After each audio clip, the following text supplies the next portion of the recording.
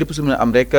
tout d'abord Léopold lan mooy sa gis wala comme ça la mooy sa point de vue par rapport ak rencontre yi nga xam ni itam xam nañ ko diggante ak président Macky Sall Ousmane Sonko ak ki nga xam ne mooy Idrissa Seck. Alors, rencontre bi comme ni ngeen ko gisee ñëpp c'est une rencontre boo xam ne ñu bëri sax foog naa yaakaaruñu ko woon. parce que avec tout ce qui s'est passé récemment, le conflit, je peux le dire, entre pouvoir et opposition. Donc ñun en tant que jeunes, on n'attendait pas à ce que Idrissa Seck mu dem fekki Ousmane Sonko, étant donné que pouvoir ak opposition lañ wax. Mais de toute façon, je pense que c'est dans le cadre quand même d'apaiser la situation du pays, parce que dès que l'instant il y a trop manifestations et puis problème de troisième mandat fini. Donc je pense que il était sous-jogé dans Kholi Sonko, man en tant que citoyen et jeune, man je pense que c'est dans le fait, dans le but de faire des médiations entre Macky et Ousmane Sonko. Je pense que dans l'olu moi sama xalaat bu gàtt. Mais de toute façon Ousmane Sonko na ci def attention, surtout parce que ça peut créer des frustrations, étant donné que il dit, comme niñ ko xamé ñep, c'est un gars qui a longtemps transhumant. Donc en tant que jeune ak li muy représenté tey ci dëkk bi, je pense que ku mel ni Idrissa Seck tey su demee seeti Sonko tey peut-être mën naa signifier leneen. De toute façon nous en saurons alors, peut-être voilà. Exactement, parce que Idrissa Seck qui n'a jamais été ponctuel par rapport bien sûr ak jëm si wàllum carrière politique am diggante ak Abdoulaye Wade, Abdou Diouf jàpp li nga xam ne que moo di le président Macky Sall. Donc est-ce que tey Idi su seetee Sonko mu ne ko daal di war a mën a yemale justement si cadre li nga xam ne que moo di peut-être d'apaisement. Bah ci cadre apaisement rek man je pense que ci dynamique boobu la nekk. Peut-être aussi parce que il dit comme ni nga ko waxee sànq rek c'est un transhumant. C'est quelqu'un koo xam ne man depuis ba ma nekkee jeune xamee c'est quelqu'un koo xam ne maanaam fu nooy rek mu dem. Donc dans ce sens-là aussi il faudra que Ousmane Sonko mu def ci attention bu baax a baax. Peut-être am na yeneen intention yoo xam ne trahir le pouvoir, parce que ñëpp xam nañ ne actuellement la majeure partie quand même des Sénégalais ils cautionnent pas ce que Macky mu dem troisième mandat. Donc si Idrissa en tant que transhumant, comme je peux le dire ainsi, su jógee tey dem seeti Ousmane Sonko, ñun mën nañ jàpp ne maanaam tey dafa bëgg a nouer peut-être des affinités entre ces présidents là. Comme ça su fi nekkee tey mu travaille ak moom. Et je pense que il en est hors de question que Ousmane Sonko, avec tout ce qu'il prône dans ce pays là, muy travaille avec des gens comme Idrissa, des gens qui sont là que pour leurs intérêts. Parce que quoi qu'on puisse dire tamit, c'est un transhumant, quelqu'un ko xam ne fu nooy rek fu mu yaakaar ne tey mën na faa défendre ses intérêts personnels, il fait tout ce qu'il en est de son pouvoir. jàpp nañ donc Idi ba mu de politique ba tey day défendre li nga xam ne moo di ses propres intérêts. Oui. Man loolu laa jàpp intérêt, parce que politique c'est vrai que en politique intérêt pratiquement moo ci ëpp solo. Soo gisee tey cette bataille ragée entre le pouvoir et l'opposition, c'est parce que tout simplement dañuy am intérêt yu ñu ciy défendre. Voilà, dañuy am intérêt yu ñuy défendre, que ça soit pouvoir bi, que ça soit muy opposition bi. Et je pense que société bi, surtout Sénégal fu ñu toll nii, les questions d'intérêt dañ ko war a teg à côté. Parce que le plus souvent les politiciens au lieu de travailler pour le devenir de ces pays-là, malheureusement ñoom dañuy jiital seen intérêt juste pour fàtte sax ne dëkk bi dafa war a émergent, comme Macky ni mu koy waxee. Ce concept-là ma jàpp ne c'est un concept juste pour faire la politique, parce que comme nous l'avons tous su, le Sénégal est loin d'être émergent. Mais Macky Sall mi ngi def ay pas yu am solo par rapport ak suñu émergence tey terre berté entre autres aussi pont échangerie. Moo ngi def des avancées considérables ci développement bi, comme tu l'as bien dit, parce que loo bañ nit ki tey tamit nga waxal que ne il a fait quelque chose. Quand même kenn mënul toog ne Macky Sall il n'a pas fait grand-chose pour ces pays-là. Mais ça reste parce que man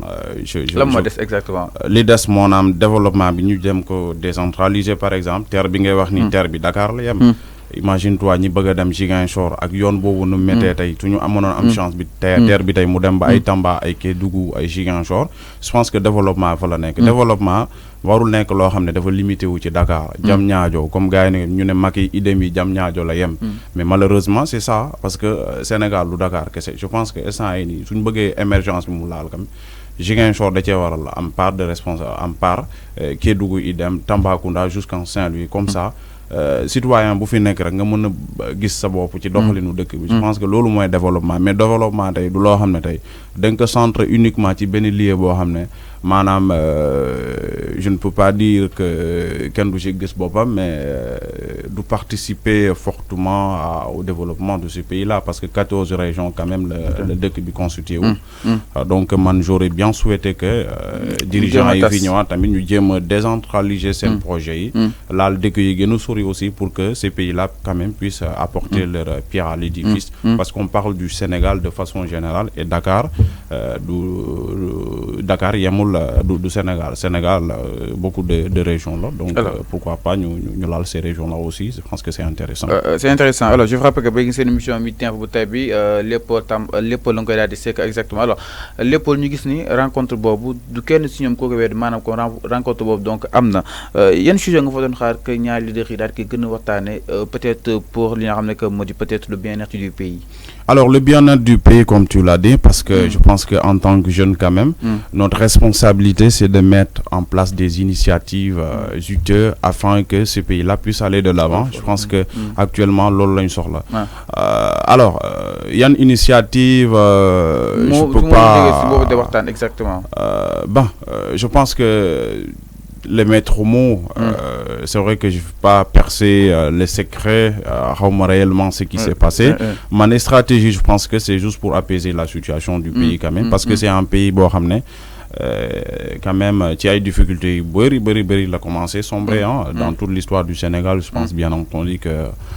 yu ñu fi commencé gis ay manifestations yu métti des morts ay jeunes di dee juste ne serait-ce pour un pouvoir yooyu quand même c'est inédit man à mon humble avis je pense que loolu bokk na ci li gën a tax idi mu dem mais n'empêche il y a la question aussi de la transhumance qui est là donc ñu bàyyi ñu prêter ci attention bu baax a baax maanaam transhumance si ban angle na koy teg exactement parce que depuis loolu ñu ngi wax ni aussi am na ay départ fa nga xam ne itam mooy zone passé vers li nga xam ne que moo di Benno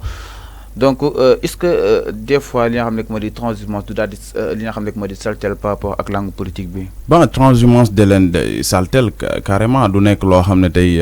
sénégalais yi dañ koy cautionner. nit da ngay fidèle sa parti quoi. soo nekkee APR yemal APR. soo nekkee PDS tu restes PDS mais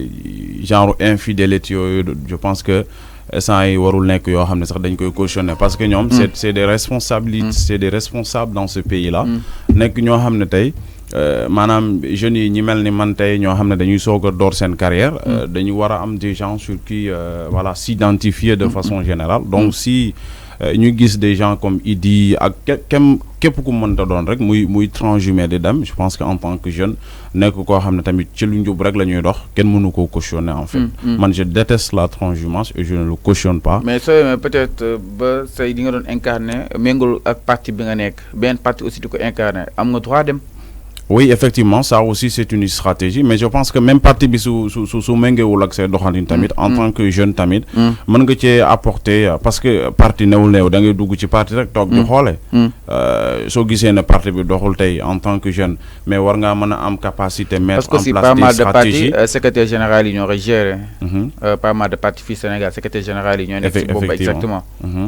mais je pense que secrétaire général c'est l'ossature des partis mais je pense que parti ku ci nekk rek tey war nga en temps soit ba nga ci apporter sa pierre à l'édifice quoi soo fekkee parti boo xam ne tey doxut yow nga jéem a apporter des changements mais à condition que les gens aussi acceptent moo tax politique Sénégal c'est un peu difficile parce que souvent quand tu adhères en parti par exemple nga bëgg a ñëw mettre en kii rek gars yi dañ koy jàppee ne kii dafa ñëw pour semer la zizanie un petit peu partout ñoom du ñu xool sax ni kii peut-être am na intérêt yoo xam ne tey moom lay apporter ay parti bi ba parti bi mën a avancer loolu tamit souvent c'est un malheur moo tax gars yi à chaque fois suñu amee genre yu mel noonu rek ñu prêter attention te xam ne nit ki li muy wax rek newul ne yow da ngay gis le côté négatif peut-être lim leen di wax ak lim leen di proposer tey mën na am loo xam ne tey dana avancer le parti bi ci kanam parce que on est dans son pays et je pense que bépp jeune boo xam ne tey da nga jël sa engagement ne serait-ce pour entrer dans la politique je pense que doo jiital say intérêt da ngay privilégier les intérêts du Sénégal, de ce pays-là que nous aimons tous, pays dëkk bi nga xam ne fii lañ juddoo. Donc suñ sañoon tey Sénégal day mel ni comme ay États-Unis, comme France. Je pense que en tant que jeune conscient, loolu la ñuy war di doxee fu ñu mënti nekk ci àdduna bi quoi, jiital intérêt dëkk bi au lieu de mettre nos intérêts. Alors constat